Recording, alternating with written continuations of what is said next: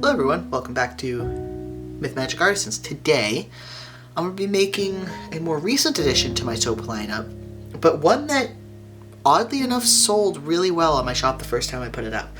And that's the DABI soap from a very popular superhero anime. Not using the name, because copyright reasons. So, this soap, my original became much smaller than what it was supposed to, so I actually have one left of my original in plastic here. That's how the first one came out. I wasn't entirely happy with it. The colors were okay. I wanted this to be a little bit more blue and a little bit less gray. It turned out to be like a grayish blue instead of a navy blue like I wanted. And the soap overall just, it turned out very small. And that was mainly because when I originally made my shapers, which you'll see in a little bit, they weren't to the right size of my mold. And I didn't know until I had already started making the batch. So I would have wasted the batch, or I made this and salvaged it and just did it as a test. Now that I know it works really well, I'm going to make a full-size one this time. That and the fragrance I used in this, which was an agave lime and dragon's blood blend. So it's supposed to be a very smoky citrus. It didn't stick. The agave lime, I have discovered, does not stick very well in cold processed soap. This is agave lime from Nature's Garden. Even when I used like kaolin clay or some other clay that's supposed to help anchor the fragrance, it didn't stick. So this just has a very light, like a light dragon's blood scent to it, because I used a 50-50 blend, I believe, of agave lime and dragon blood. So it only had half of what it was supposed to for a fragrance load, so it was very light. It still sold really well, and it got really good reviews. But then the other thing I did with this loaf is, you can't really see it too much on camera, I don't think, but there's a very fine, like, whitish coating on the surface. That's actually glow-in-the-dark powder, or glow-in-the-dark, like, mica powder or pigment that I used. I did mix it into the soap, and it didn't work in the soap like I was hoping. So I just sprinkled some on the surface, so the surface would glow. So we're going to start with our oil mixture. This is an oil mixture that has olive oil, castor oil, shea butter, cocoa butter, palm oil, and coconut oil. I like this blend. Works really well with like eczema skin. My family has really dry, sensitive skin, and the soap works really well on like my mother, who usually has to use like a steroid cream on her hands because her eczema is so bad. And it just leads to harder bars because I use an overwhelmingly large amount of hard oils in my oil blends instead of all liquid oils. So hard oils are those ones that stay solid at room temperature. Shea butter, coconut oil, where at room temperature it's going to lend to hardness of the bar and last longer. So you get more soap for your money, or more uses for your money.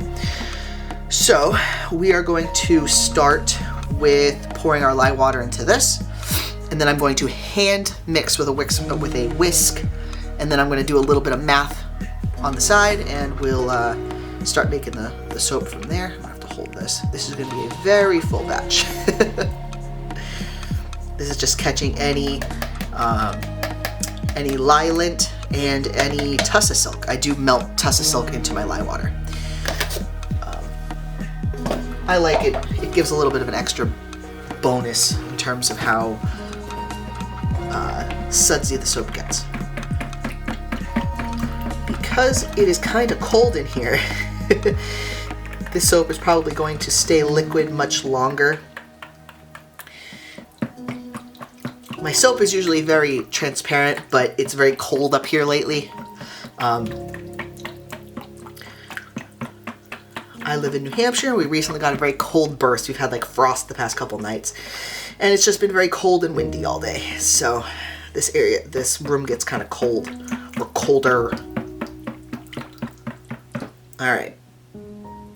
So that's gonna be all right. Now, this does not mean the soap is fully blended. That just means the lye and the water, or the lye and the oil, have combined enough that I can warrant moving on.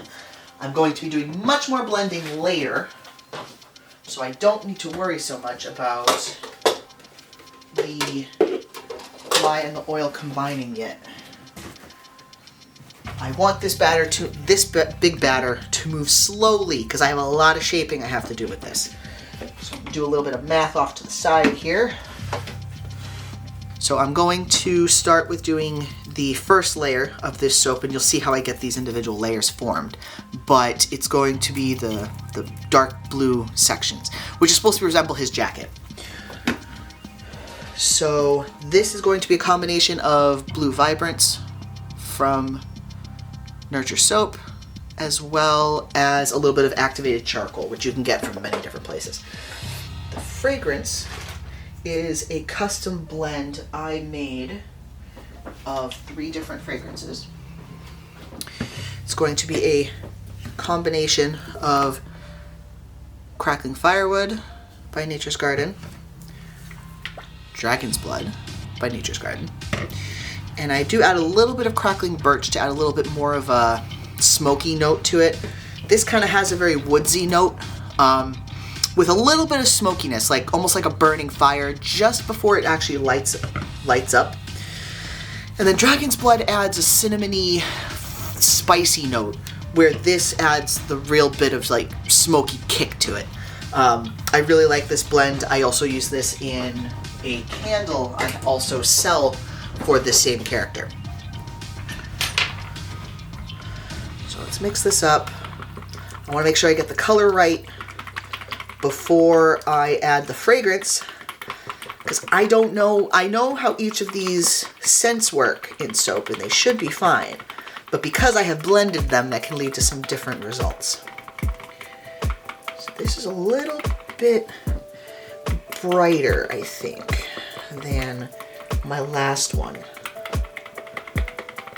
I might add just a little bit more of the straight blue to brighten up the blue just a tiny bit more. It's a little too dark, which I didn't even add that much activated charcoal either. Do that.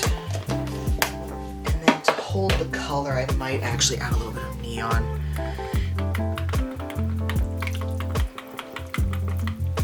Okay, that brightened the color a little bit.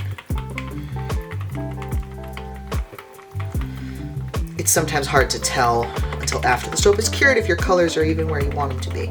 This looks a little bit more blue than a grayish blue. It's a nice smoky note. Hopefully this blend sticks a lot better. I do mix my fragrance with kaolin clay to kind of help anchor the fragrances, so this should hopefully stick around.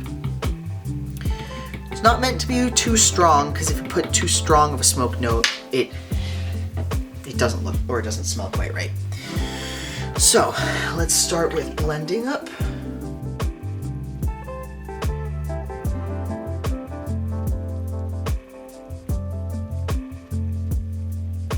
Okay, stick blended that quite a bit. Let's bring our mold in here. All right, let's go ahead and pour this in.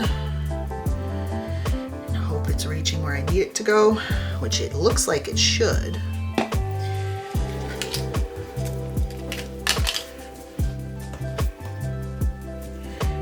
Oh yeah, that'll work just fine. Actually, I think I could have used a little bit less.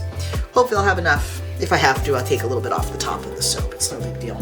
All right, so shaped soap is a very interesting process. So you already saw I partially dipped it in the blue. But I have a series of shapers.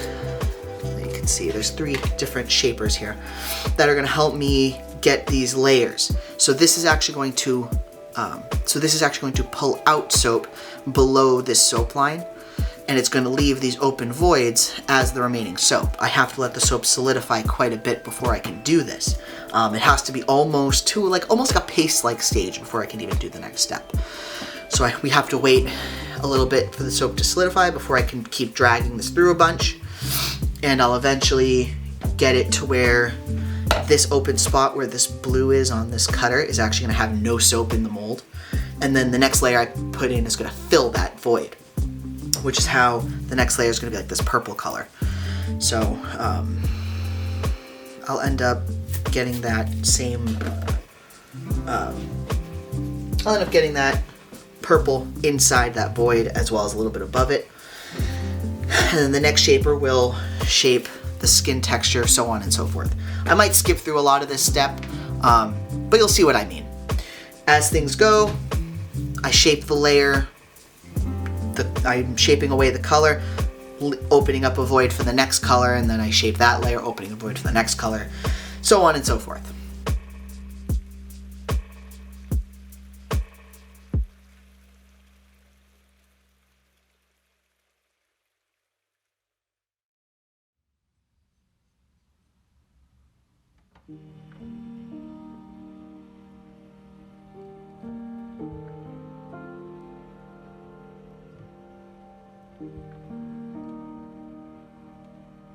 Alright, I'm going to give it a couple more minutes, finish shaping it, but you can see what I mean. You can see the purple at the very bottom of the mold. So now the blue is just sticking to those sides. So now when I pour the next layer on top of this, it's going to fill that purple that I'm going to make for the scar texture, is going to fill that gap and then go over the blue. And then I'm going to shape that layer, make it make the next layer be tan, and then the layer after that be the same scar color for the eyes. My only nervous part is I can hopefully match the scar texture that I do below the skin with the one I do above. You'll see some video of me jumping through shaping all these layers, and then we can, eventually get to the fun part, which is piping the blue flame layer on top. So I'll see you in a little bit.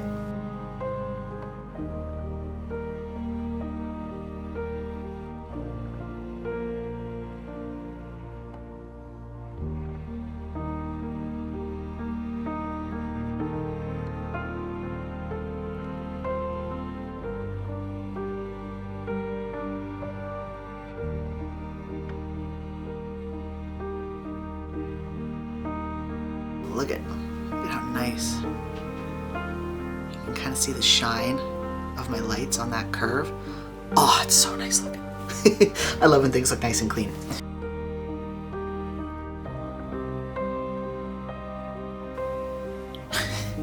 Okay, you'll probably notice the batter actually looks a little more yellow.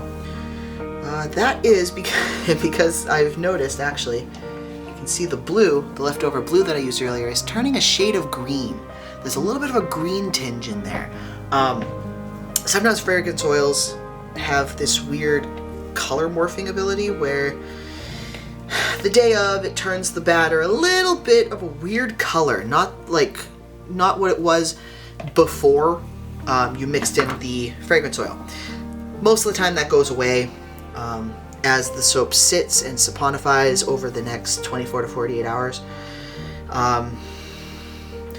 I did have one fragrance recently take about 3 or 4 days before the color started to come back. It was a green, which doesn't necessarily help because greens are very deceiving in soap. It is very hard to nail down a correct shade of green because as soon as you put it into soap, for some reason that green dulls and it looks like a very pukey green, and it can take clearly up to 4 or 5 days for it to regain the correct color.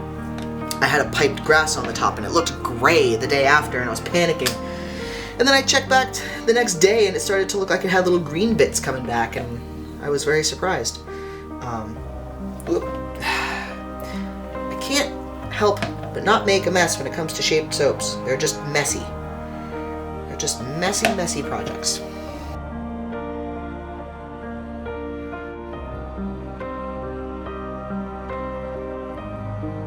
Alright, ready to start mixing up the piping. So this is going to be a 2-tone blue piping. And black spots just a burn on the bottom of that container, so I'm not worried about that. I used the same whisk I used earlier. So that's what whisked up as much as I'm going to right now. Go ahead, do a little math. Divide up my batters, and we'll get going. I'm going to go with a nice medium blue and then a neon blue. So the two I used for this, where this one here that I'm pointing to has Making Waves, which is a pigment mica blend from Nurture Soap. And then this neon blue, which will get brighter once I stick blend it, is Blue Shocker by Mad Micas. I might end up adding a little bit more to this medium blue. It's going to kind of see how it stick blends. I want to get these colors finalized before I add the fragrance, just so I'm not moving too fast. So these will have to be stick blend. They both contain some pigments, and those don't disperse nicely with hand mixing. You have to stick blend those.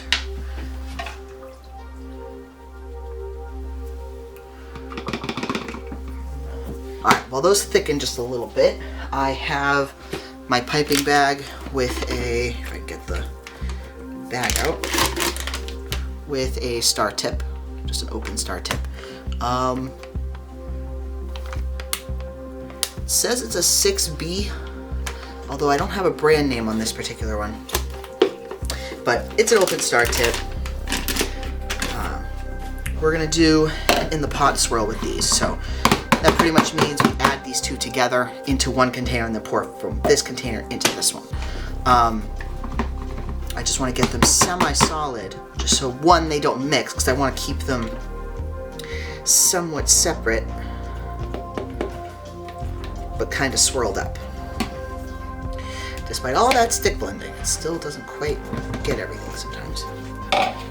Alright, so we're going to do 1, 2, just to kind of mix it a little bit.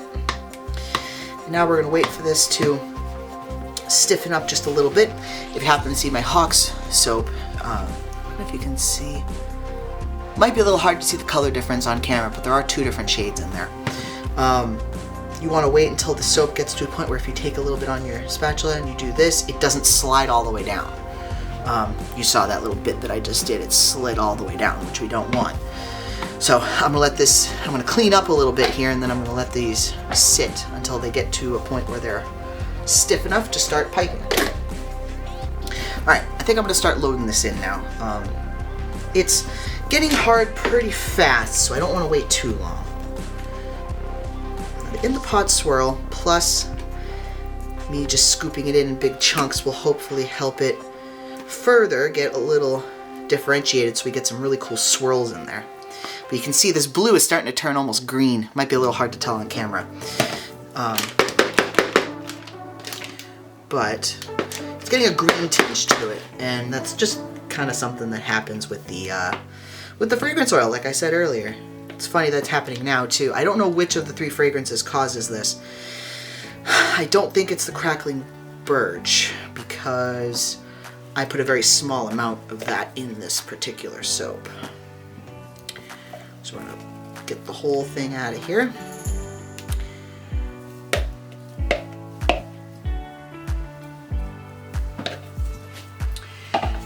Alright. So now I'm going to see how this looks. I'm actually going to put a ruler here so I can kind of have an idea as to where my cuts are going to go. It should be right about there, I think. Okay.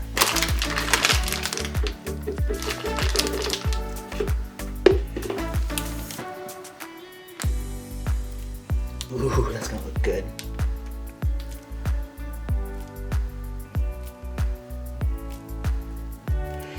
Alright, now if you haven't seen any of my other soap making videos, this is a typical high top soap where it looks like it almost looks similar to a cupcake. If you were to cut a cupcake right down the middle from the top to the cake bottom, it gives you a little extra, the pipe top gives you a little extra soap, gives you a, ooh, my pipe's got a little off center there. And it gives you a little bit of extra soap on the top.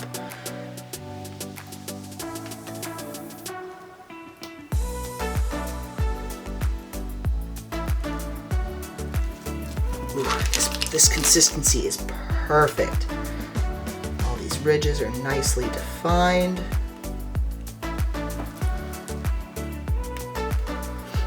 My piping recipe is the same recipe I use for the rest of the soap, so it makes the, frankly, it makes the ingredient lists very easy for me to make.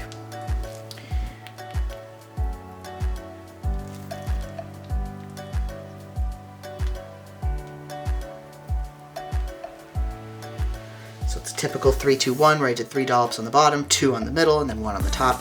The glow-in-the-dark powder I use is a blue glow powder by Mad Micah's. This work as well? No, I'll do glow-in-the-dark powder on top, why not? I wasn't originally going to, but I have this glow powder, I don't really use it for much.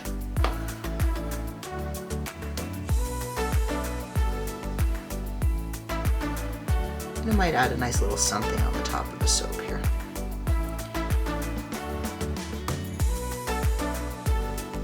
If I remember, I will show pictures of what it looks like when I have the lights off and it's glowing. You can barely see that very thin, like almost like frosted bit. That's just the pigment that's kind of stuck to the soap here. So here's what the soap looks like. Nice defined ripples on that open star tip. You can see a little bit of the frosted look where that pigment landed on the sides of the soap. So I'm gonna give this about I could probably demold this about 24 hours and cut it, but definitely before 48 hours. So I'll be back to do the cutting with you when it's ready. All right, we're back about, what is it? Actually, just under 24 hours, so I'm not quite at the 24-hour mark. But that blue has remained a little on the green side, which, like I said before, I think may dissipate over the coming days and bring back that blue. At the end of the video, I'll probably put some of my final pictures that you'll see on my shop for this particular soap. So the colors may still look a little dull right now. I'm going to hope that that blue brightens up as the fragrance oil kind of withers away a little bit. Or at least processes with the bar. I'm going to try to not break any of those. There we go. Ooh, it actually looks really good. At least from the sides, there's no sticking. Let's go ahead and watch back.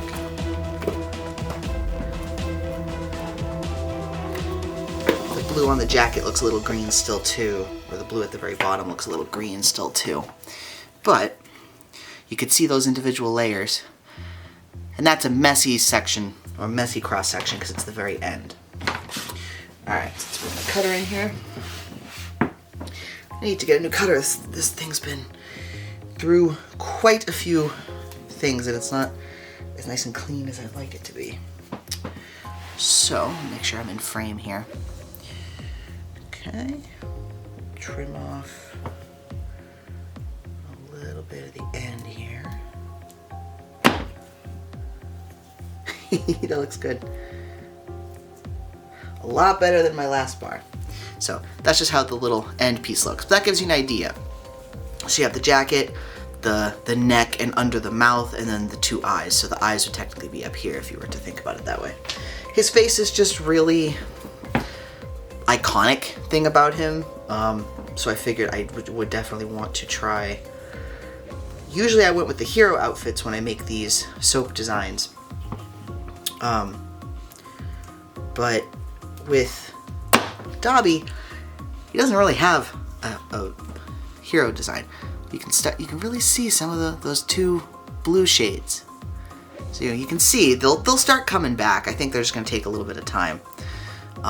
If I remember, I'll try to get a video of the top of the bar glowing, but it might be hard without letting them sit in like UV light or something for a while.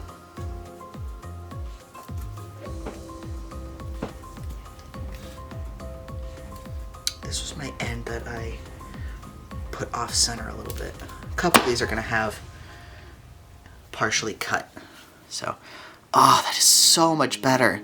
That is damn near perfect. If I had to guess, that's what I wanted. I end up adding the stitches by hand afterward. I'm going to start with taking some of the Silver Mist mica from Nurture Soap. It's a really shiny silver, but it does have a bit of a purplish tinge to it. I don't know if you can even see that in the jar, but it's pretty shiny. I like to put a little bit on a paper towel. And kind of spread it out a little bit. So I just take one of these little, it's not like a popsicle stick, but it's a stirring stick, I guess is probably the better way to do it, and I just dip the end of it in the silver. I'll bring our first, actually, I'm going to test on that end piece that was a little thick, that's not actually a full bar, just to make sure. If the soap is too soft, it's not going to work. So then I just kind of dip it and space them out. Let's see if I can actually bring you guys in a little bit closer to see actually what I'm doing. Let's pull this back.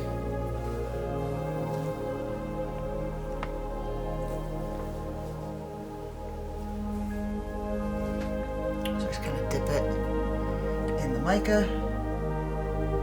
You have to just touch real light because the soap is still really soft.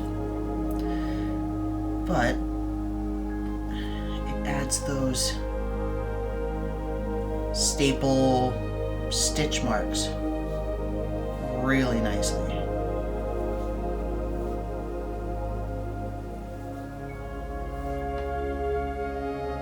I'm so happy. These look way better than the first batch I did. Which, when it comes to soap making, is usually the case. The second and third time you do things is usually better.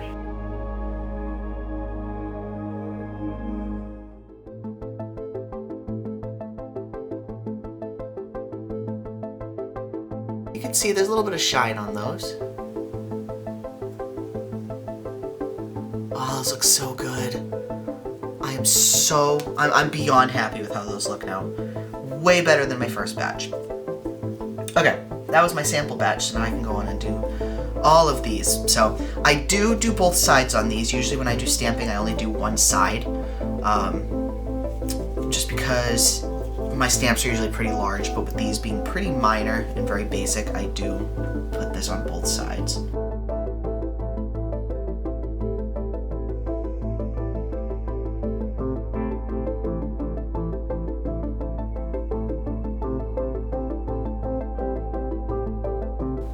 Mess up the back at all either. I can see the face of the character in there. Can you? You have to know the character I'm talking about. Actually, I can use the character's name, but that looks like DABI's face. Come on. You can't say it doesn't. Like, short of me adding the eyes and the mouth in there, it's perfect. I'm beyond happy. And I'm a perfectionist usually. And this is making me very, very happy and content with how this looks. So I'll end up doing the rest of these off camera because it can become very time consuming, but it needs to be done while the soap is somewhat soft. So at the end here, I will put final pictures. Hopefully that blue has brightened up. Thanks for watching. I hope you enjoyed, and subscribe if you want to see more of my soap creations as I start to roll them out here over the next few months. Thanks.